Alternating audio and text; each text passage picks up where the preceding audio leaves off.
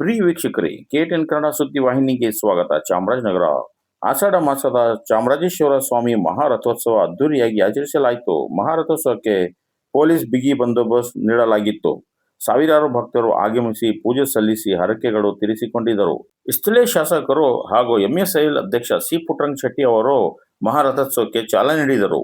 ಒಟ್ಟಾರೆ ಆಷಾಢ ಮಾಸದಂದು ರಾಜ್ಯದಲ್ಲಿಯೇ ಏಕೈಕ ರಥೋತ್ಸವ ಇದಾಗಿದ್ದರಿಂದ ಭಕ್ತರು ಕಣ್ತುಂಬಿಸಲು ಬೇರೆ ಬೇರೆ ಜಿಲ್ಲೆಗಳಿಂದ ನವದಂಪತಿಗಳು ಆಗಮಿಸಿ ಹಣ್ಣುಗಳನ್ನು ಎಸೆಯುವುದು ವಿಶೇಷವಾಗಿತ್ತು. ಈ ಸಂದರ್ಭದಲ್ಲಿ ಜನಪ್ರತಿನಿಧಿಗಳು, ಅಧಿಕಾರಿ ವರ್ಗದವರು ಹಾಗೂ ಇನ್ನಿತರರು ಗಣ್ಯರು ಭಾಗಿಯಾಗಿದ್ದರು.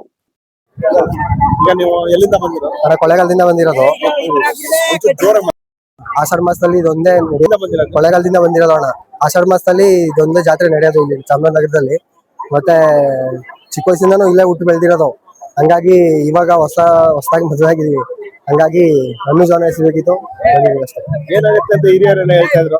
ಅದೇನೋ ಜೀವನ ಚೆನ್ನಾಗಿರುತ್ತೆ, ಬೇಗ ಅದೇ ಅದೇ ಒಂದು ಬಂದು ಹಣ್ಣು ಡೌನ್ ಹೆಸರು ಏನಾಗುತ್ತೆ ಅಂತ, ಒಂದು ಗಂಡು ಮಕ್ಳಾಗುತ್ತೆ ಅನ್ನೋ ಏನೋ. ಗಂಡು ಮಕ್ಳಾಗುತ್ತೆ ಅಂತ ಏನೋ ಹೇಳ್ತಾರಪ್ಪ ಒಟ್ಟಲ್ಲಿ, ಅದೇನೋ ಗೊತ್ತಿಲ್ಲ. ನೋಡಲ್ಲ, ಇವಾಗ ಮದುವೆ ಆಗಿದೀವಿ.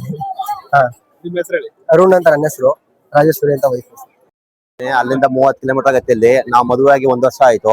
ಇಲ್ಲಿ ಪ್ರತಿ ಆಷಾಢಕ್ಕೂ ಎಲ್ಲೂ ನಡೆಯಲ್ಲ ತೇರು. ನಮ್ಮ ಚಾಮರಾಜನಗರದಲ್ಲಿ ಮಾತ್ರ ನಡೆಯೋದು. ನವ ದಂಪತಿಗಳೆಲ್ಲ ಬಂದು ಹಣ್ಣು ಜವನ ಹೆಸರೆ ಎಲ್ಲ ಅವ್ರಿಗೆ ಒಳ್ಳೇದಾಗುತ್ತೆ. ಒಳ್ಳೆ ಆಯುಸ್ಸು ಅಭಿವೃದ್ಧಿ ಕೊಟ್ಟು ಚೆನ್ನಾಗಿ ನಮ್ಮ ಸಮೇತ ಚಾಮರಾಜೇಶ್ವರಿ ಒಳ್ಳೇದ್ ಮಾಡ್ತಾಳೆ ಅಂತ ನಂಬಿಕೆ.